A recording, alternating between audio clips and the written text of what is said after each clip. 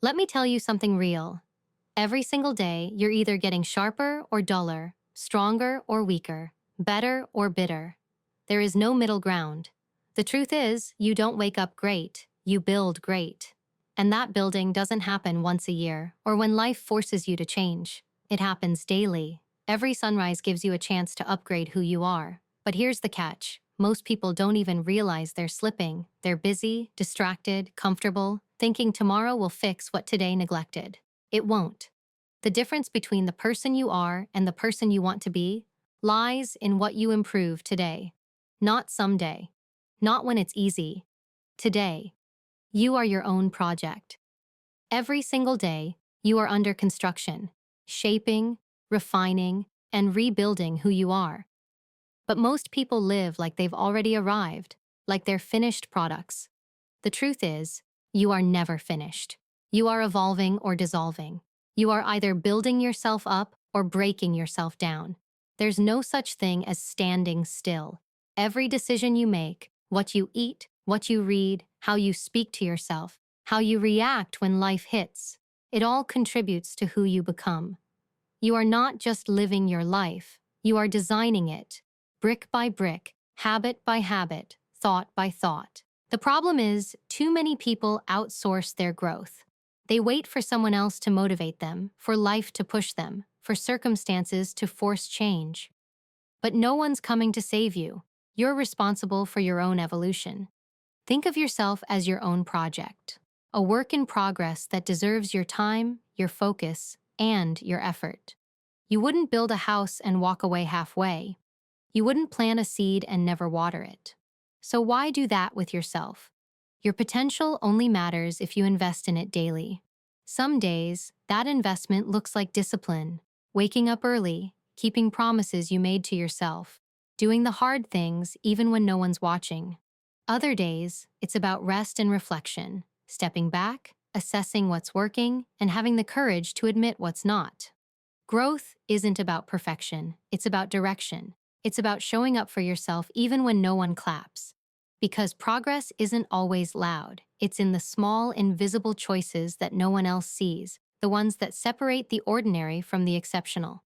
When you treat yourself like your own project, you stop comparing your path to others. You understand that everyone's timeline looks different because everyone's foundation is different. You focus on your lane, your pace, your purpose. Improvement becomes personal. And that's when real transformation happens, not because you're chasing validation, but because you're becoming someone you respect. The truth is, every version of you up to this point has brought you here. But the next version requires new standards. You can't upgrade your life without upgrading your habits, your mindset, your environment. You can't demand more from the world if you're not demanding more from yourself. Every day, ask, did I build myself up today? Or did I let myself slide? Did I make choices that move me forward? Or did I take the easy route that keeps me the same? The answers to those questions will tell you everything about where your life is headed. You are your own project. Not a temporary one, not a side one, the most important one. The work you do on yourself will echo through every part of your life, your relationships, your career, your peace. So build wisely, build intentionally, because the only person responsible for the masterpiece you become is you. Discipline is what separates those who dream from those who do. Motivation is a spark. It feels good. It excites you. It makes you believe you're ready. But that spark fades the moment things get uncomfortable. Discipline, on the other hand, is the quiet force that keeps you moving when everything in you wants to stop. It doesn't care how you feel. It doesn't wait for perfect timing. It simply asks, what needs to be done right now? And then it does it. Motivation might get you started, but discipline is what keeps you standing when everyone else has sat down. We all love the idea of being motivated, those early bursts of energy when we set a goal, make a plan, and imagine success. But reality never looks like that. Real life is messy, unpredictable, and full of distractions. There will be mornings when you don't feel inspired, when you don't feel ready, when you don't even feel capable. That's when discipline steps in. It becomes your structure, your anchor. It's what makes you train when you're tired, study when you're bored, or keep your word when it would be easier to quit. Discipline isn't glamorous. It's repetitive, uncomfortable, and sometimes lonely. But it's in those uncomfortable moments that you earn your strength. People often wait for motivation to return before taking action. That's a mistake. If you only move when you feel like it, you'll spend most of your life waiting. The people who succeed aren't necessarily the most talented or the most motivated. They're the ones who act despite not feeling ready. They understand that emotion doesn't dictate execution. You can feel fear and still be brave. You can feel tired and still move forward. Discipline teaches you that your feelings are temporary, but your decisions shape your future. Discipline also builds trust, not with others, but with yourself. Every time you follow through, you reinforce the belief that you can depend on you. And that's powerful, because when you trust yourself, you stop breaking promises to your own potential. You start living with integrity, doing what's right, not what's easy. That kind of consistency changes how you see yourself. It gives you confidence that no external validation can touch. Motivation tells you you can.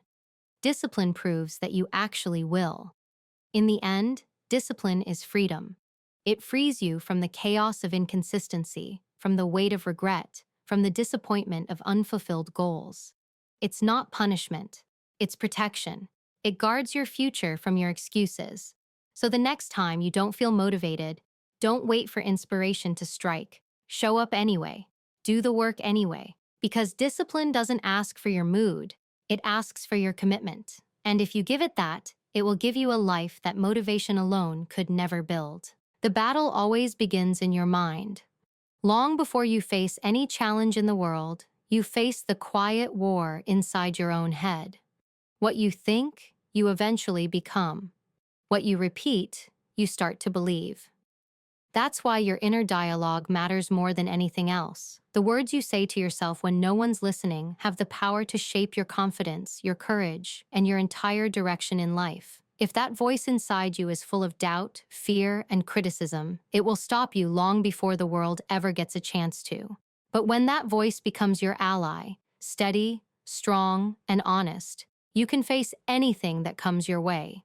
Most people don't realize how cruel they are to themselves. They say things in their minds they would never say to another person. They replay mistakes over and over, convince themselves they're not good enough, and compare their journey to everyone else's. That kind of thinking doesn't just drain you, it paralyzes you.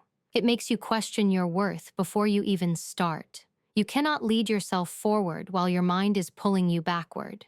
The truth is, you don't need the world to doubt you when your own thoughts are already doing that job. You have to become aware of the stories you tell yourself because those stories become your limits. Controlling your inner dialogue isn't about pretending everything is perfect or lying to yourself with fake positivity. It's about awareness and correction. It's about catching that negative voice and saying, "No, not this time." When your mind says, "I can't," you ask, "What if I can?" When it says, "I've failed," you respond, "I've learned."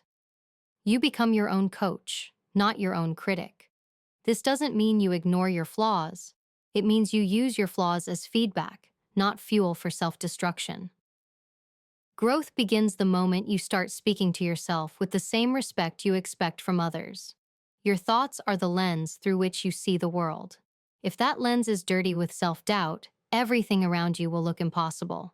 But if you clean that lens with clarity, gratitude, and focus, you start seeing possibilities instead of problems. Every great decision, every bold step, starts with a single clear thought. I can handle this. You don't have to be fearless to think that. You just have to believe that fear doesn't get the final say. The voice in your head can either be your cage or your compass. You win the first battle the moment you choose to take control of that voice. Because when your thoughts are disciplined, your emotions follow. When your emotions are stable, your actions align. And when your actions align, your life starts moving in the direction you actually want. The world will always test you, people will criticize, life will challenge, things will go wrong. But none of it can defeat you unless you let it inside your head. So guard your mind like your most valuable territory. Speak to yourself like someone worth fighting for, because you are. We often chase big moments, the dramatic transformations, the overnight success, the life-changing breakthroughs. But the truth is, real growth doesn't happen in explosions. It happens in quiet, consistent effort, the kind that no one notices, the kind that seems small, almost insignificant, until one day you look back and realize how far you've come. The power of small wins is underestimated because they don't feel like victories in the moment. They feel like routine. They feel ordinary. But those little moments of effort, discipline, and persistence compound over time and turn into something extraordinary. Most people give up not because they can't do big things, but because they overlook the small ones. They think success means massive change, a new job, a new mindset, a whole new life. And when that doesn't happen fast enough, they lose interest. But if you can commit to improving just 1% every day, that's where transformation begins. 1% doesn't sound like much. It's barely noticeable. But over a year, it multiplies. It builds momentum. And momentum is what separates those who grow from those who stay stuck. You don't need to leap to your goals. You need to inch toward them, steadily, intentionally, and without giving up. Small wins create proof. Every time you follow through on something, even the smallest task, your brain records it as evidence that you can be trusted. You start to believe in your own ability to take action. That belief becomes confidence, and confidence becomes energy. Think about it. When you finish something simple, like making your bed, showing up on time, or sticking to your plan, you feel a tiny shift. It's not pride, it's power. You're proving to yourself that you can handle what you start. That's how self-respect grows, not through grand gestures, but through consistent action. There's also another kind of strength that small wins build: emotional endurance. When you focus on what you can do today, you stop overwhelming yourself with the weight of the entire journey. You stop thinking about how far you have to go and start paying attention to the step right in front of you, and that's how people endure. They break down the impossible into something they can manage. They make progress so gradual that quitting feels like breaking a promise to themselves. Every small win is a brick in the foundation of who you are becoming. Even when no one's watching, even when it doesn't look impressive, it's building you. The person you will be a year from now will thank you for the small, quiet victories you commit to today. Because the truth is, the big moments, the promotions, the achievements, the recognition, they're just the surface. The real power lies underneath, built from 1,000 small, unseen wins that made you stronger, sharper, and unstoppable. You don't need to chase massive change. You just need to win a little, every single day. People talk a lot about time management, but the truth is, time isn't the problem. Energy is. You can have all the time in the world and still achieve nothing if your energy is scattered, unfocused, and drained. On the other hand, when your energy is directed, even a few hours can be more productive than a full day. The difference between those who move forward and those who stay stuck isn't who has more time, but who protects and channels their energy with purpose. Every person gets the same 24 hours, but how you show up inside those hours determines your progress. Energy management starts with awareness. You have to know what fuels you and what drains you. That means paying attention to how you feel after certain conversations, environments, and habits. There are people who lift your spirit and those who deplete it. There are tasks that build momentum and those that steal focus. If you keep giving your best energy to things that don't matter, you'll have nothing left for what truly does. It's not about doing more, it's about doing what moves you closer to your goals. Efficiency isn't about speed, it's about alignment. We live in a world that glorifies being busy. People wear exhaustion like a badge of honor, as if burnout is proof of dedication. But being busy isn't the same as being productive. Some people move all day and get nowhere. Others move with intention and create results that last. When you learn to manage your energy, you stop chasing every demand and start choosing what deserves your attention. That's where clarity and control come from, knowing when to push, when to pause, and when to protect your peace. Rest is part of that discipline. Rest isn't weakness, it's strategy. You can't pour from an empty cup, and you can't fight every battle without recovery. Energy management means knowing when to step back so you can step forward stronger. It means not allowing guilt to convince you that slowing down is failure. The most powerful people in the world understand the value of recharge because without it, consistency dies. If you want to sustain success, you need to build rhythms of restoration, not just routines of work. Your mind, body, and emotions are all connected. When one is neglected, the others suffer. Sleep, movement, and nutrition aren't luxuries, they're leadership tools. How you treat your body affects how sharp your mind is and how stable your emotions are. You can't expect high performance from low energy. Every choice you make, what you eat, what you consume mentally, how you talk to yourself, either adds to your power or subtracts from it. Managing your energy is ultimately about respect for your goals, your health, and your potential. Time will pass no matter what, but if you master your energy, you'll master how that time is used. You'll stop living in reaction and start living in rhythm. That's how you create momentum that doesn't fade, by protecting your energy like the rare and powerful resource it truly is. Character isn't something you're born with, it's something you build. It's the collection of choices you make when no one's watching, the decisions that define your integrity, and the strength you show when it would be easier to take the easy way out. Every challenge, every test, every uncomfortable moment gives you an opportunity to build or break your character. It's not built in comfort, it's built in resistance. Just like a muscle, it grows through pressure. You don't discover your character when things are easy. You reveal it when things get hard. The people who stand out in life aren't the loudest or the most talented. They're the ones who stay consistent when everyone else wavers. They do what's right, even when it costs them something. They keep their word even when it's inconvenient. They take responsibility instead of making excuses. That's character. It's not about perfection, it's about principle. When your character is strong, you don't need validation, you don't need approval, you know who you are, and that clarity gives you peace that no amount of recognition can replace. But building character isn't always glamorous. Sometimes it feels lonely. Sometimes it means walking away from people or opportunities that don't align with your values. It's saying no when saying yes would make life easier. It's choosing the harder path because it's the right one, not the comfortable one.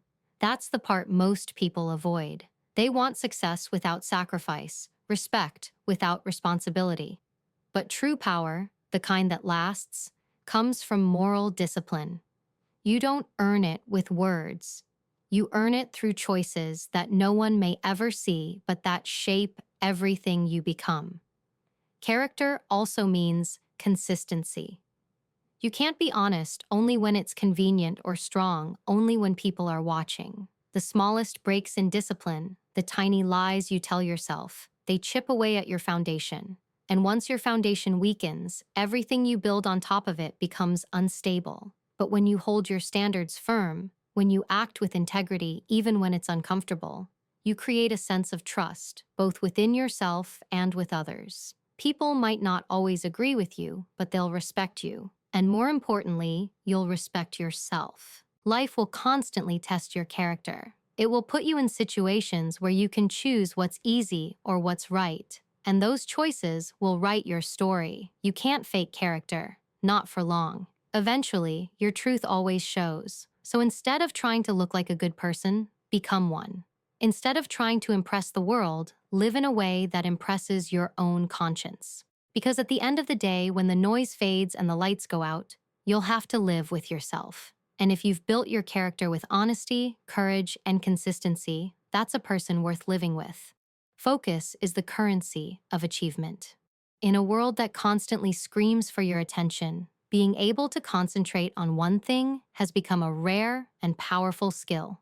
Most people don't fail because they lack talent or opportunity. They fail because they're too distracted to give anything their full attention. Every notification, every unnecessary conversation, every scroll through meaningless content chips away at your potential. You may not feel it in the moment, but every second you give to noise is a second stolen from your growth. Focus isn't just about time management, it's about attention management. Where your focus goes, your life follows. The hardest part of building focus is realizing how much energy you waste on things that don't matter. We fill our days with busyness, mistaking it for productivity. We say yes to everyone, afraid to miss out or disappoint. But the truth is, every yes to the wrong thing is a no to something meaningful. You cannot chase every opportunity and expect depth. You cannot divide your attention and expect mastery. The people who achieve great things aren't doing more than you. They're doing less, but with more intensity. They've learned to cut through the noise and give their energy only to what truly counts. Distraction is the enemy of excellence, and it doesn't just come from the outside, it comes from within. It's the voice that tells you to check your phone for no reason, to start something new before finishing what you began, to give up the moment things get hard. You can't silence that voice completely, but you can train yourself to ignore it. Focus isn't about removing distractions. It's about mastering the discipline to return to your purpose again and again, no matter how many times you get pulled away. The mind that can return to its task despite temptation is the mind that wins. You have to start treating your attention like it's gold, because it is. Protect it, guard it, don't give it away cheaply. That means setting boundaries, saying no more often, and creating space for deep, uninterrupted work. It means turning off the noise, both digital and emotional. You don't need to be available to everyone all the time. You don't need to consume every opinion, every piece of news, every trending topic. You need stillness, the kind that allows clarity to grow. When your mind is quiet, you can finally hear your own thoughts. That's when creativity flows. That's when progress happens. Focus builds momentum. The more you train it, the sharper it becomes. The sharper it becomes, the faster you evolve. But focus is fragile. It breaks easily under pressure from distractions, and once it's gone, it takes time to rebuild. So use it wisely. Give your best energy to the work that matters most. Because your attention is not infinite. It's a resource, and once it's spent, it's gone. The person who learns to control their focus controls their future.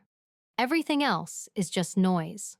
Your environment is either shaping you or shrinking you, and most people don't even realize it's happening. The people you talk to, the energy you allow around you, the conversations you engage in, all of it influences who you become.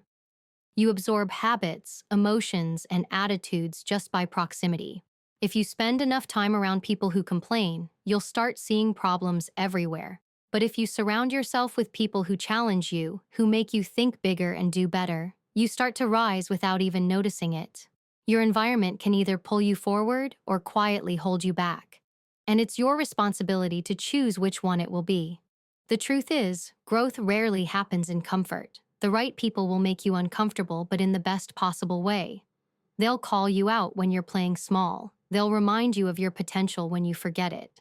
They'll refuse to let you stay the same when they know you can be more. That kind of pressure is not criticism, it's care. It's the kind of energy that stretches you, that forces you to confront your excuses and become accountable to the person you say you want to be. You need those people. The ones who challenge your comfort zone without ever doubting your worth. But building the right environment isn't just about people, it's about everything that surrounds you. It's your workspace, your habits, your routines, your digital world. If your physical space is cluttered, your mind will be too. If your days are filled with noise, you'll never hear your own thoughts. Growth demands intention. You have to create an environment that aligns with the life you want to live. You can't expect to grow in a place that encourages your old patterns. You have to clean out the things, the habits, and the people that keep you stagnant. Sometimes that means walking away from relationships that drain you. It doesn't make you cold, it makes you aware. You don't owe everyone access to your energy. Not everyone deserves a seat at your table. It's not about arrogance, it's about self-preservation. You can't rise if you're surrounded by people who are comfortable staying on the ground. The company you keep determines the standard you hold yourself to. When you start valuing your environment, you start valuing yourself. Look at the people closest to you. Are they inspiring you or distracting you? Do they make you think bigger or settle for less? Because over time, you become a reflection of them. Energy is contagious. So is laziness. So is negativity. So is ambition. Choose wisely what you allow to surround you. Build a circle that speaks life into your goals, that challenges your excuses, that celebrates your discipline. The right environment doesn't just support your growth, it accelerates it. You don't rise alone. You rise with the energy you choose to keep. Reflection is one of the most overlooked tools for growth. We live in a world that glorifies constant movement. Do more, achieve more, be everywhere at once. But when you move without reflection, you're just running in circles. Reflection gives meaning to action. It's what turns experiences into lessons and mistakes into wisdom. Without it, you repeat the same patterns, fall into the same traps, and call it bad luck. The truth is, you can't improve what you never take the time to understand. Every night before the day ends, you should ask yourself a simple but powerful question. Did I grow today, or did I just get through the day? Most people go through life reacting instead of reflecting. They wake up, handle whatever comes their way, and go to bed exhausted but unchanged. They confuse activity with progress, but reflection demands stillness. It asks you to pause long enough to see yourself clearly, your choices, your behavior, your attitude. It forces honesty. It's not about judging yourself harshly, it's about awareness. Because awareness is where change begins. When you stop and think about how you handled your day, what you did right, what you could have done better, you start to see patterns, and once you see them, you can break them. Reflection also builds emotional control. When something upsets you, your first instinct is to react, defend, argue, or retreat. But if you learn to reflect before reacting, you give yourself power. You create space between stimulus and response. That space is where maturity lives.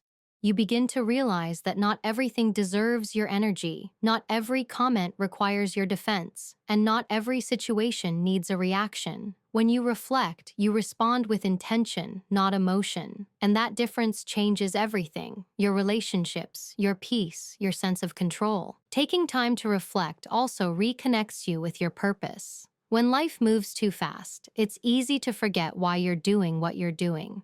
You start going through the motions, chasing tasks instead of meaning. Reflection pulls you back to center. It reminds you of your values, your goals, and your progress. It lets you see that even small efforts matter, that growth doesn't always shout. Sometimes it whispers. And when you notice those quiet victories, you build gratitude. Gratitude keeps you grounded, while reflection keeps you growing. Together, they create balance. It only takes a few minutes each day to pause and look inward. Ask yourself, what did I learn today? What triggered me and why? Where did I show strength? Where did I fall short? These small questions create big awareness, and awareness is the bridge between who you are and who you're becoming. So don't just go through your days, grow through them. Reflect before you react. Think before you speak. Learn before you move on. Because the person who reflects daily doesn't just live life, they evolve through it. Self-respect isn't something you ask for. It's something you build.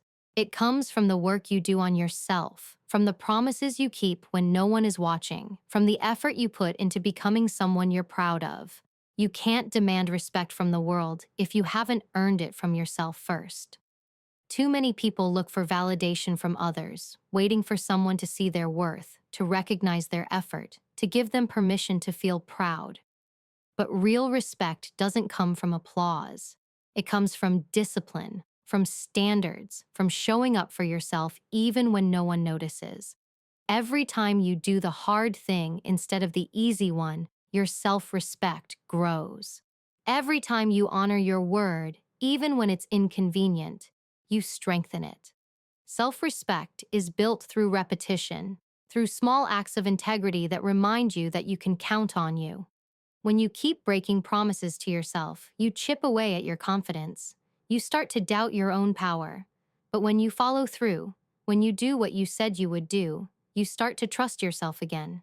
And that trust changes everything. You stop needing approval because you've already given it to yourself. The truth is, people treat you the way you treat yourself. If you tolerate disrespect from yourself, negative self-talk, procrastination, neglecting your goals, you'll tolerate it from others too. The world mirrors how you show up. When you start carrying yourself with quiet confidence, with standards that you refuse to lower, people notice. They might not always agree, but they will sense that you respect yourself, and that sets the tone for how they interact with you. You don't have to demand respect. You just have to live in a way that makes it impossible for people to doubt that you deserve it. Self-respect also means setting boundaries. It's not about being rude or distant. It's about understanding your worth and protecting it. When you say no to things that drain you, you're saying yes to your growth. When you walk away from people who take without giving, you're teaching yourself that peace is more valuable than attention.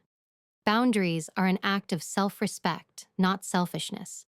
They tell the world, I value my time, my energy, and my peace too much to waste them on things that don't serve me.